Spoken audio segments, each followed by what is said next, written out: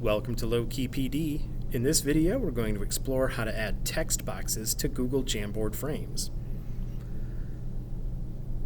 So I've got a Google Jamboard open, and I want to add some text into my Jamboard frame. So if I click on the little text box down here and then click on the frame, a very small text frame will show up, but you can start typing in there and then just adjust the size later. So let's say we add something in here.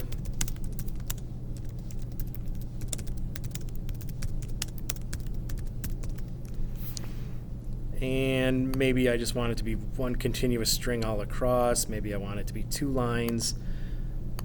All right, and then I can move this to somewhere else on the page. I can rotate it just like I can rotate images. I can make it longer.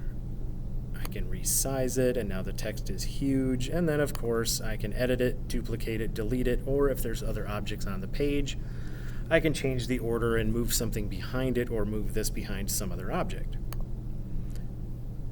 So you can add text boxes to Google Jamboard frames by clicking on the text box icon in the toolbar.